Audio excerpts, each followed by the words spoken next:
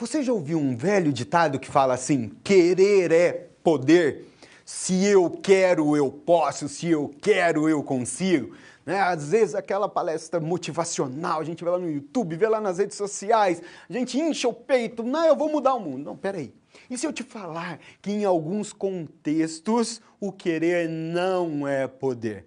É para te desmotivacionar? É claro que não. Né? Mas em algumas situações, em algumas análises, isso não pode ser tido como verdade. É o que acontece quando nós fazemos a análise da demanda, ou do meu serviço, ou a demanda relacionada ao meu produto. Quer ver? Acompanhe comigo. Olha só, qual que é a minha expectativa? Era ter um carro desse daqui, você imagina, né? Eu ia ficar muito mais bonito dentro de um carro desse.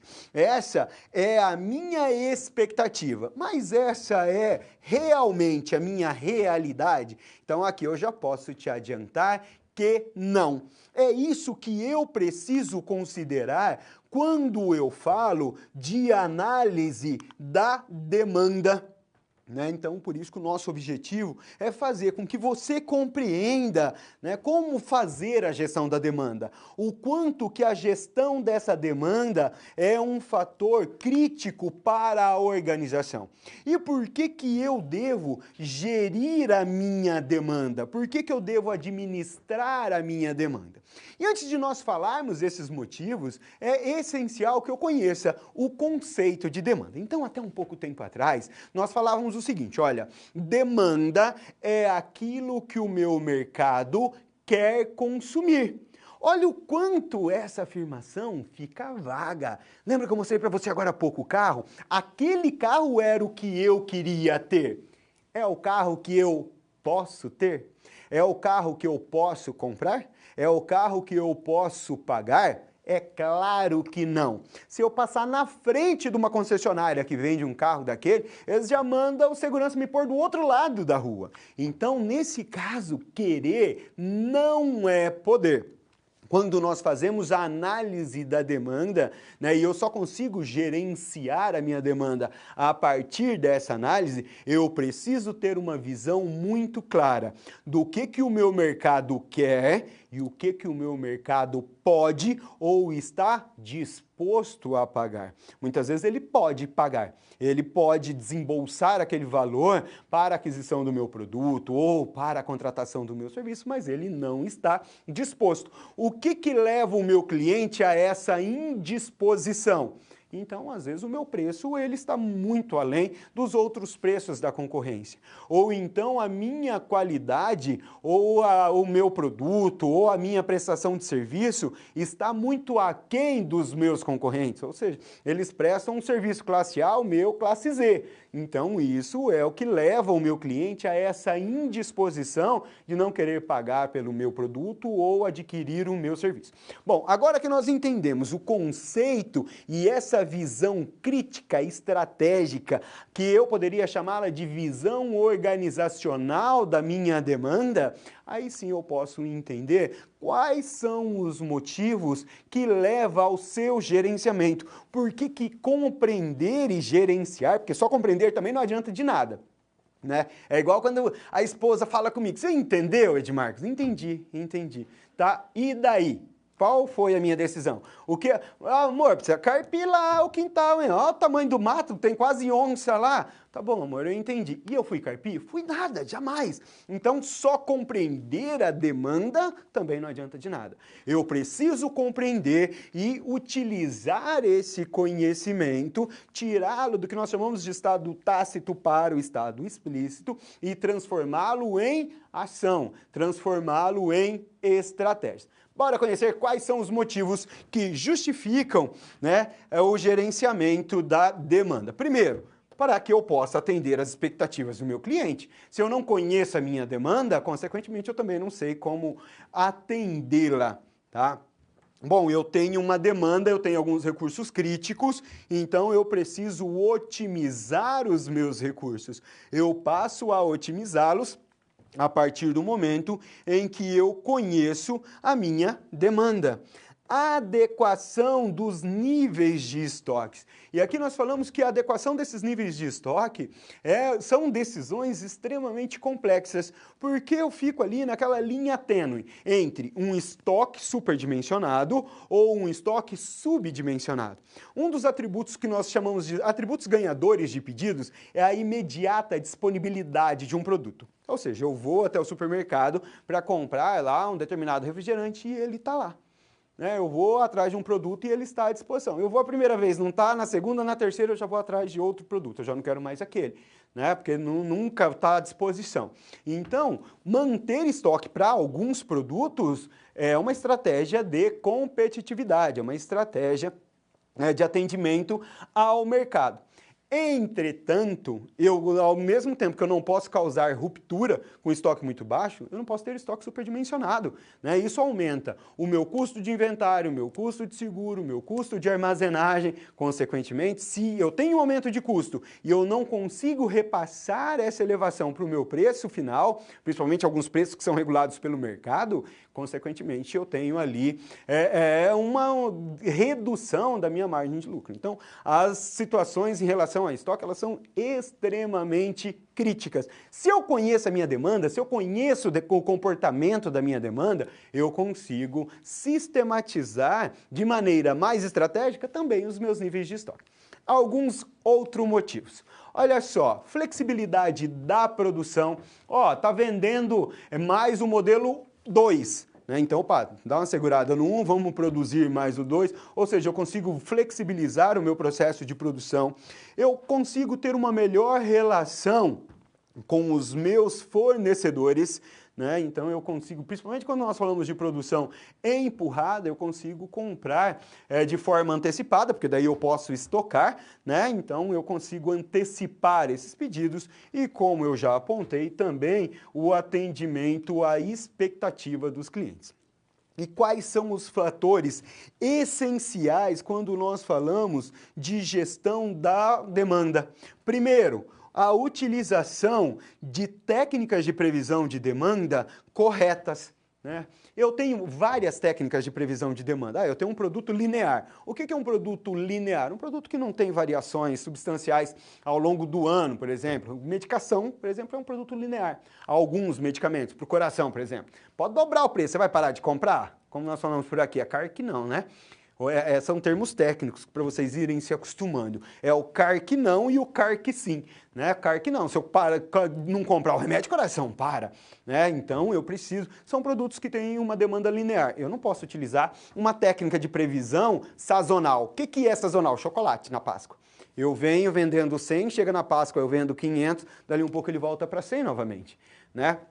Então eu preciso adotar a técnica de previsão de demanda correta. Aí eu tenho a inferência de elementos incontroláveis, como é o caso do clima. No calor consome-se mais cerveja e no frio consome-se mais chocolate. Inferência externa, clima. Eu preciso de uma técnica de progressão linear. É mais complexa? mas é a técnica mais segura. Tudo bem? Num outro momento, um outro fator essencial é exatamente um planejamento da produção eficiente. Se eu tenho a produção planejada de forma arbitrária, produzo qualquer coisa, como que eu vou saber que a minha demanda está sendo atendida? Prazos reais de entrega. Então eu consigo causar um descontrole na minha demanda simplesmente por atrasar a minha entrega. Eu tenho um fornecedor que atrasou a primeira, a segunda, a terceira, a 10ª vez. O que eu faço? Se eu comprava 100, eu passo a comprar 20 dele, 80 de um outro fornecedor. Não, porque eu não tenho demanda. Não, o que você não tem é regularidade de entrega. Mesmo, eu tenho um colega meu que fala assim, escuta, ô Amaral, que hora que você vai abrir a taberna?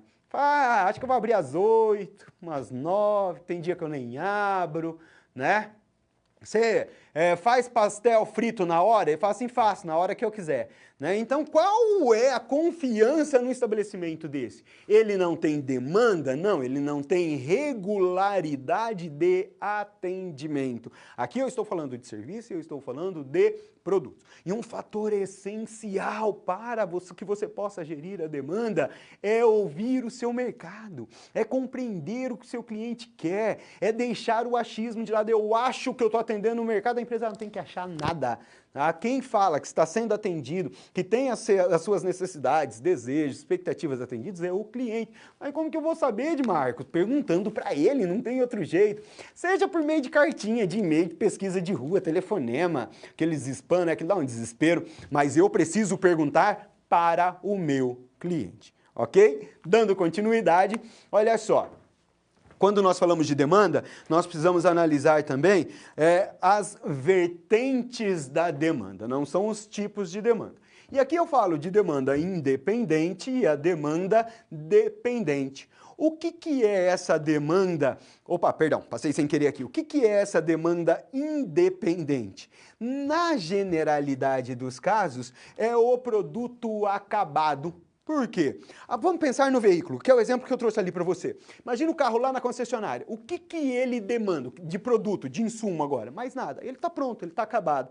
A única coisa que ele depende é que eu vou lá e compro, que não vai acontecer porque eu não tenho dinheiro, né? Mas, nesse momento, ele não depende de mais nada. É o produto acabado. Entretanto, vamos pensar do que um carro é feito. Quais são os elementos de um carro? Ele tem motor, ele tem roda, ele tem pneu, ele tem banco, ele tem vidro, ele tem os circuitos elétricos, né, fios. Bom, para que eu compro um motor de um carro? Vou lá comprar umas bielo, umas bronzina. Para colecionar? Até pode, né? Não é muito normal. Eu vou comprar, eu coleciono roda, deve ser uma maravilha, né? Mas eu vou comprar porque eu tenho um carro. Por que eu compro pneu? Porque eu tenho carro. Por que eu compro vidro? Porque acertou uma pedra lá e quebrou o para-brisa do meu carro. Ou seja, são elementos que dependem da venda do produto carro para que eles também possam ser demandados, para que eles possam ser consumidos. Eu não tenho carro, aí eu vou lá e compro uns 5 litros de óleo sintético. Para quê? Né? Para nada, eu só compro o óleo porque eu preciso trocar o óleo do meu carro, ou seja, o óleo é uma demanda dependente de um produto pai, ou seja, de um produto acabado, que nesse caso aqui é o veículo. E aí, entendendo essas vertentes da demanda, e por que é importante, Edmar? Por que eu tenho que saber o que é demanda independente, o que é tal de demanda dependente? Porque quando eu vou gerir a produção, eu não posso olhar só para o produto acabado, eu preciso administrar, principalmente quando eu falo de empenho de produtos, a minha demanda dependente. Aí eu vendi 1000 mesas. Opa, que maravilha! A mesa ela já vem prontinha, bonitinha? É claro que não, não é comercialização.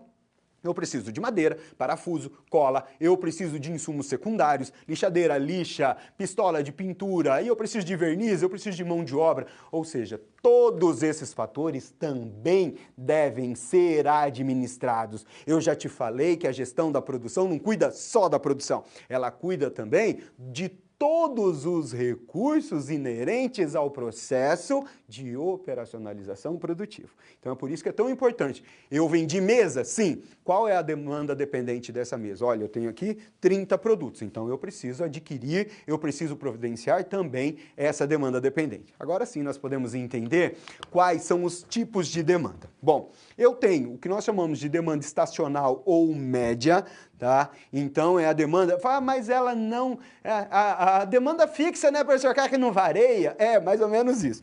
Ela até varia, mas é dentro de margens limítrofes bastante estreitas, né? Então, olha, aqui nesse mês eu tenho 10, aqui ela pode cair para 9, aqui ela vai para 11, aqui ela volta para 9 e assim por diante. São variações bastante ínfimas, ok? Eu tenho aquilo que nós chamamos de tendência linear, e aqui eu tenho ela crescente e decrescente. Ela tem essa variação, só que é algo, um produto que entrou no mercado agora. Então ela vem lá numa tendência linear crescente. A tendência não linear, bom, eu tenho um produto que está lá no mercado há um tempo, de repente eu faço uma promoção ou uma adequação, uma modificação no produto e o bicho estoura no mercado. Então eu venho aqui, ó, de certa forma, numa demanda estacional, média, de repente a demanda dele sobe de uma vez. Isso aqui é uma tendência não linear.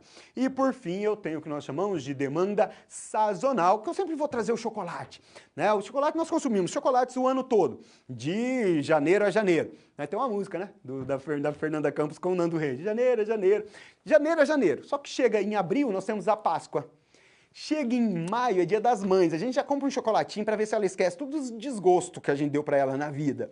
Em junho, mês dos namorados, né? É hora de fazer aquela média para ver se ela libera pro fute, churrasquinho com os colegas, chocolate, frio, uns fundi, que por sinal eu odeio, né? Mas tem um monte de gente que gosta e eu respeito. Julho, frio, fundi de novo, né?